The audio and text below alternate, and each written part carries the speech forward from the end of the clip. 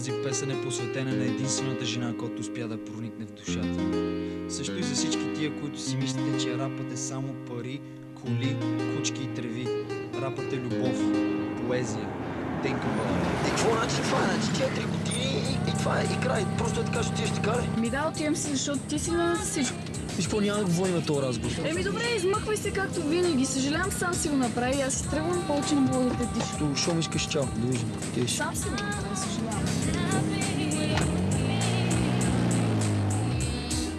Всичко свърши вече, нямате до мен. Не мога да повярвам, че дойде и този ден. Подготвях се за него цели 2 години, но така и си останах неподготвен. Прости ми за пътите, когато съм те наранявал, и за пътите, когато любов не съм ти дал, и за всичко друго скъпа, дето съм сгрешил. С пътите, когато до тебе съм бил, но това е положението. Не се обичам, защо ли ни боли, като го изричаме. Всичко свърши, да, до тук край, нали? Но дали наистина го мислиме, дали?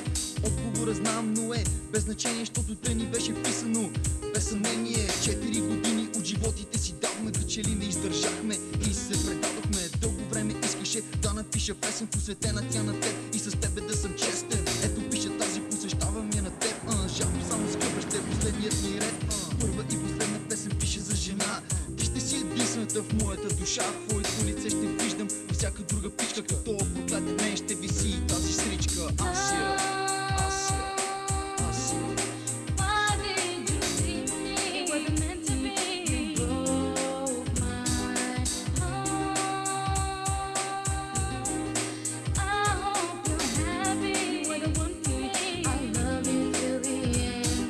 Безсмислено търсиме вината за това, че всичко между нас се проигра.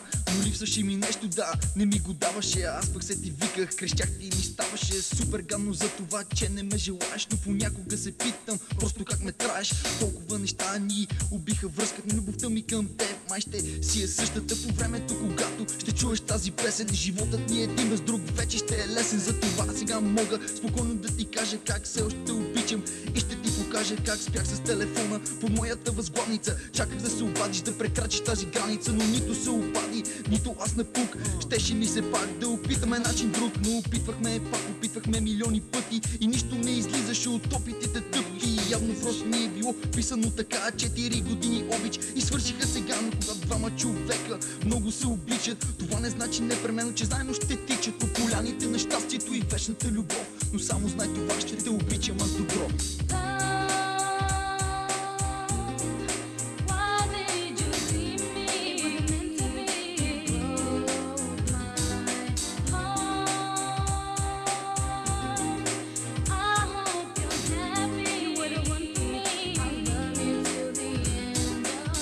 Свърши вече, скъпа, всичко си отиде. 4 години и щастливи бяхме ние, но всичко друго хубаво и това си има край. Но само знай, че те обичам, скъпа, знай, толкова е трудно да повярвам, че те няма. Болката сърцето ми става по-голяма, защото знам, че сега си ти с друг. Втора дупка на кавалът съм, вечен съм пръв. Помня дните, когато ме боготвореше и на ръба на ада за мен и ти седеше.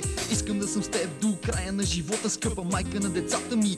Да бъде скъпа, но е вече невъзможно. Ти обичаш друг, Господи, помогни ми да излеза от този адски кръг на болка и страдание и адско изпитание. Толкова мизерия, шибани сълзи и ридани, що дори и лошите момчета плачат. И лошите момчета могат ли да дават толкова усилия? Ми косваш да те пусна да търсиш щастие с друг, че душата ми е пуста. Но когато обичаш някого, пусни на свобода, а толкова обичаш, ще се върне твоята страна. Ако ли не, няма за какво да съжаляваш. Щастлива тя без тебе и за нея ще се радваш.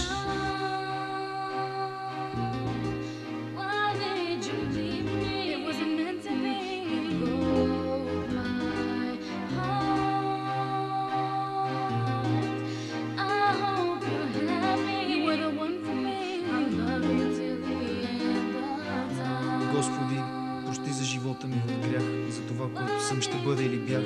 Готов съм в ада да горя цяла вечност, стига да си върна дори за миг нейната любов и честност.